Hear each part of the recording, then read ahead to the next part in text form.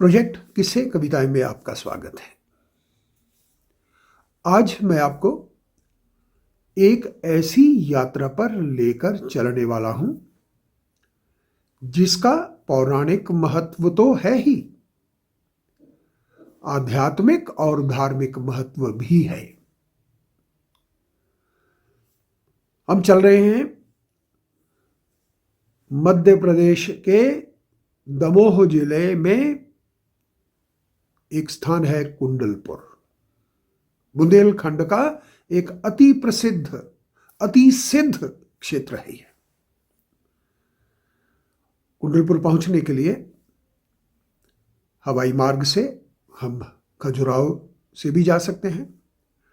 खजुराहो से पन्ना होते हुए पन्ना नेशनल पार्क भी बीच में आता है, और पन्ना होते हुए आप कुंडलपुर पहुंचते हैं, जो लगभग 160-65 किलोमीटर दूर है। जबलपुर भी जो है हवाई मार्ग से जुड़ा है, रेल मार्ग से जुड़ा है, सड़क मार्ग से जुड़ा है, और जबलपुर से भी आप कुंडलपुर आ सकते हैं, जो लगभग 150 किलोमीटर दूर है। एक अन्य आकर्षक मार्ग भी अपनाया जा सकता है। यदि आप प्रयाग नगरी इलाहाबाद आए हैं तो वहां से आप चित्रकूट आइए।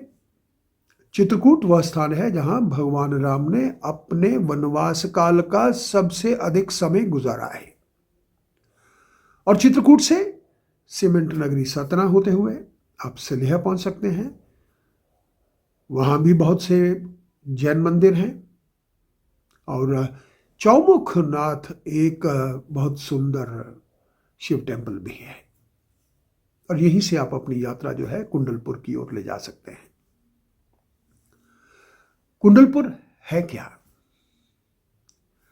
कुंडलगिरी नामक यह एक पहाड़ी है जिसके ऊपर दिगंबर जैन सिद्ध क्षेत्र माना जाता है।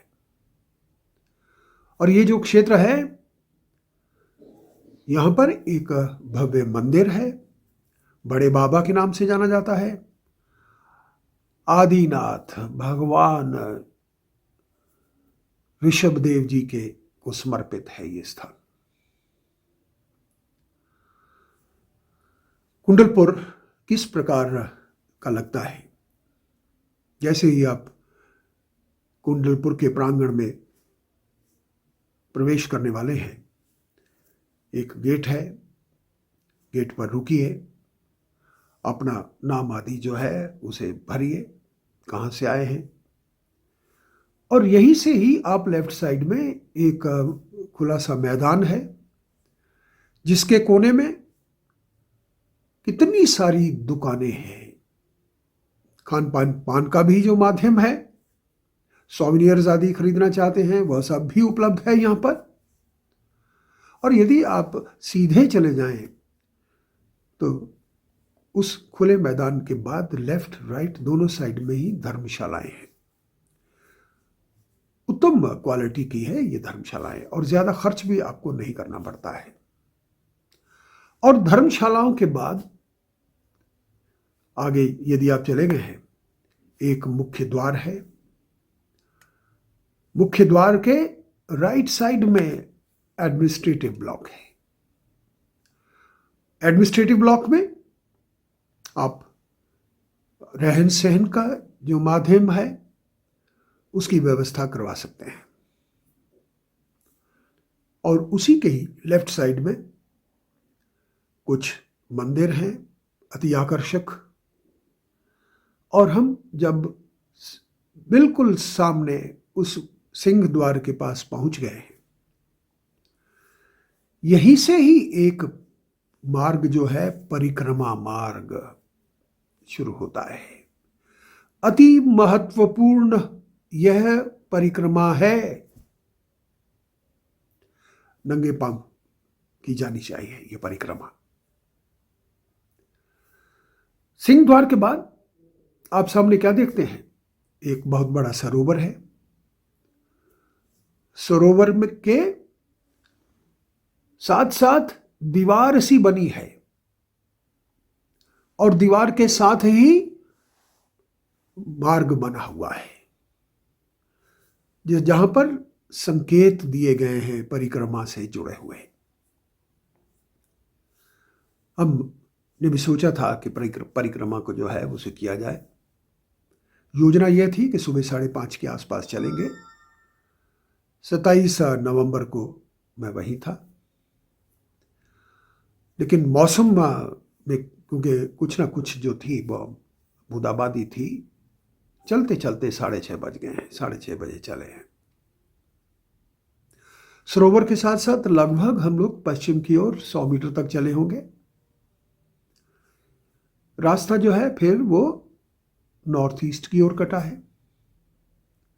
लगभग 100 मीटर के बाद एक छोटा सा मंदिर है, उसी के पास से ही जो है उत्तर की ओर जाता हुआ रास्ता है। और इस मार्ग के लेफ्ट साइड में एक बहुत बड़ी इस प्रांगण की दीवार भी है, एक तरह से सीमा बांधती हुई। और यहीं से ही जो है हम पहाड़ी पर बने वो जो पहला जो मंदिर है उसके दर्शन करेंगे। हमें वहां पहुंचते हुए लगभग आधा घंटा लगा था। 1-1.25 किलोमीटर दूर है ये मंदिर, लेकिन मंदिर से पहले खूब सारी जो है वो पहाड़ सीढ़ियां हैं।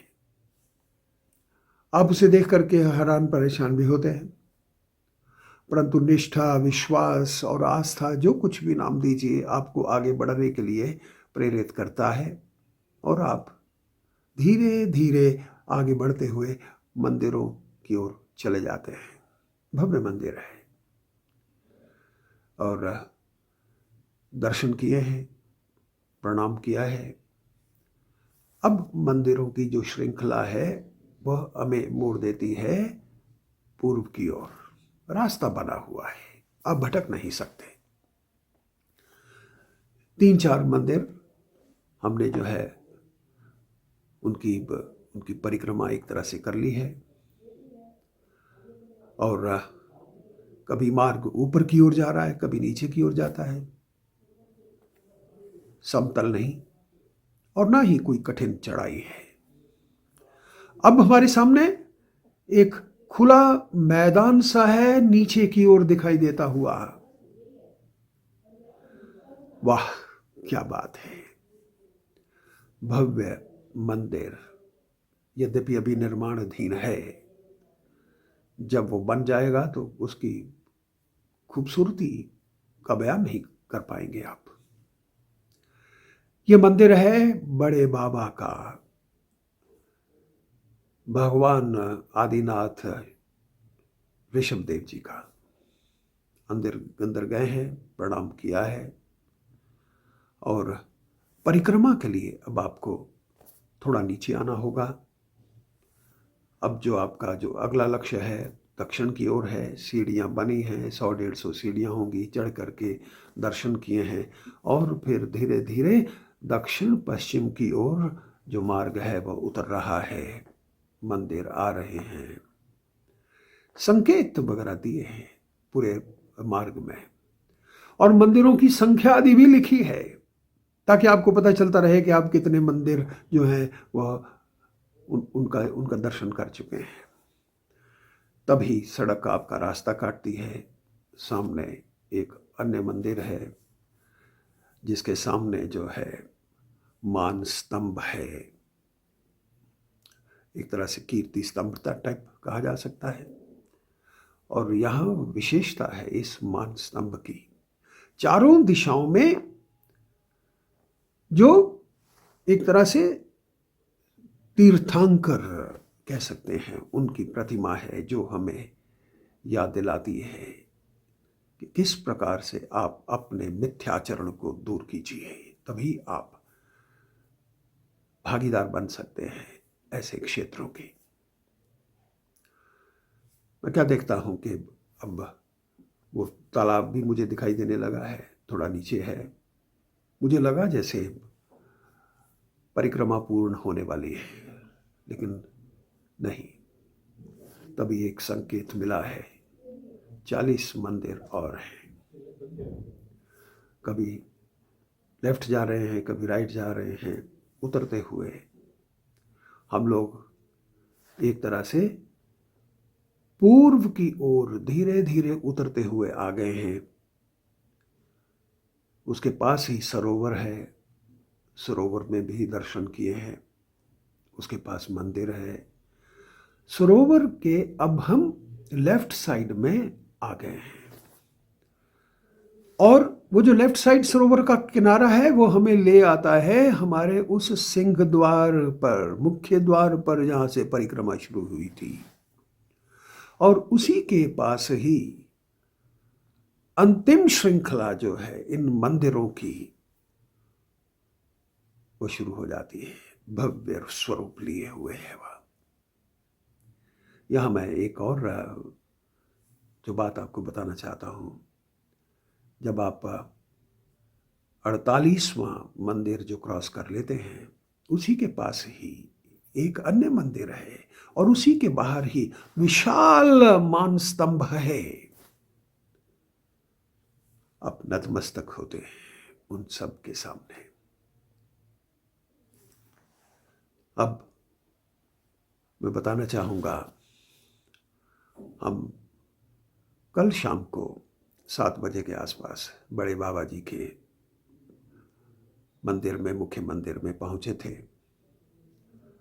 शाम का समय है, भव्य स्वरूप सामने है, आरती का समय होने वाला है और पुजारी जी अपने प्रवचन दे रहे हैं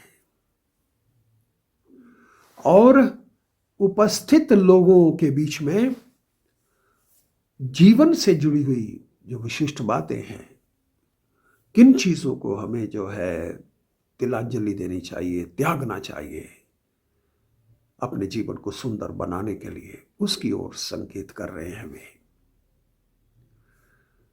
और आरती होने वाली है। आरती के लिए एक तरह से बोली लगती है और जो ज़्यादा पैसे बोली में देता है, मुख्य आरती का वह हकदार बनता है। हमारे सामने सबसे ज़्यादा जो बोली लगी है वो 21,000 की लगी है।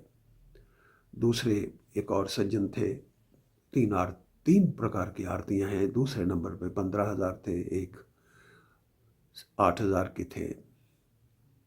वे मुख्य रूप में आरती जो है उसके करने के अधिकारी हैं और फिर दूसरे जो हैं उसमें पार्टिसिपेट करते हैं अपने ढंग से। संभवतः इस सब की पृष्ठभूमि में कारण क्या रहा होगा, क्योंकि इस प्रकार की जो भव्यता दी जा रही है मंदिर को, उसके लिए फंड्स की जरूरत है और ये भी एक माध्यम है। बड़े बाबा की जो मूर्ति है, भगवान आदिनाथ ऋषभदेव जी की, लगभग 15 फुट ऊंची जो है वो मूर्ति है।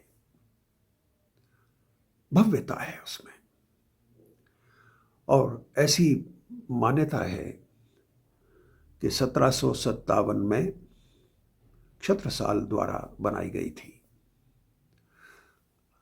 अब उसका एक तरह से पुनर्निर्माण किया जा रहा है। बैठ करके बहुत अच्छा लगता है। हमने उन प्रवचनों को भी सुना है, उस आरती को भी, उसके दर्शन भी किए हैं, जिसका जो आपके सामने मैं चाहता हूं कि आप उस आरती का भी लुत्फ उठाएं, कुछ एक हिस्सा जो है उसका, और उन प्रवचनों का भी। वैसे मैं ये भी बता देना चाहता हूं कि लगभग 50-55 मंदिरों की वो परिक्रमा है, जिसे हमने लगभग 2 घंटे में पूरा किया है। जब उत्सव का समय होता है तो बहुत लोग परिक्रमा करने वाले होते हैं। सामान्यतः 2-4 लोग, इससे ज्यादा लोग नहीं होते। लेकिन परिक्रमा का एक अपना महत्व है, उसे अपनाना चाहिए। अपने आप को टेस्ट करने का एक माध्यम है, उसके साथ जुड़ने का एक माध्यम है, उस ईश्वरीय तत्व के साथ। और मैं ये भी बता देना चाहता हूँ, इन 50-55 जो मंदिर हैं उनके अंदर तीर्थंकर जो जैन धर्म से जुड़े हुए हैं उन सब की प्रतिमाएं हैं। एक सी प्रतिमा उसका स्वरूप है, आकर्षित करती हैं अपनी ओर। दीवारों पर भी चित्रकारी आदि की गई है। मुझे विश्वास है आपको अच्छा लगेगा। इस स्थान से जुड़कर जरूर सुनिएगा। आपका बहुत बहुत धन्यवाद। दीप सजाए प्रेम आज उतारूं आरतियाँ आदिश्वर की जगदीश्वर की शुभ मंगल दीप सजाए के आज उतारूं नाभिराय सिर मरुदेवी के गर्भ विषय प्रभु आए नगर अयोध्या जन्म लियाए सब जन मंगल गाए प्रभु जी सब जन मंगल गाए रह त्यागी की वैरागी की शुभ मंगल दीप सजाए। दर्शन पाकर प्राणी अनंत उपवासों का फल प्राप्त करते हैं। हे भगवान, आज मैं आपका दर्शन करके कृत हो गया हूँ, धन्य धन्य हो गया हूँ। हे भगवान, आपकी चरण सन्निधि में आकर मुझे मेरे द्वारा पूरे जीवन में हुए समस्त पाप कर्मों का आलोचना करने की प्रबल भावना उत्पन्न हो रही है। हे देवादिदेव, हे बड़े बाबा जी, मैंने बचपन से लेकर आज तक जाने अनजाने में कृत कार्य अनुमोदना से चारों कसायों के वशीभूत होकर मन वचन काय से असंख्यात पाप कर्म किए हैं जिनकी गणना नहीं हो सकती। हे देवादिदेव, आप केवल ज्ञानी हैं, मेरे समस्त पापों को जानते हैं। हे भगवान, आज मैं कालोत्सव पूर्वक अपने समस्त पापों की आलोचना करता हूँ, निंदा करता हूँ, गर्हा करता हूँ, प्रतिक्रमण करता हूँ। हे देवादिदेव, आपकी चरण सन्निधि के प्रताप से, आपके प्रभाव से मेरे समस्त पाप कर्म मिथ्या हो जाएं, नष्ट हो जाएं। हे देवादिदेव, आगे आपके बताए हुए मार्ग पर चलकर मैं अपना कल्याण कर सकूं, ऐसा मुझे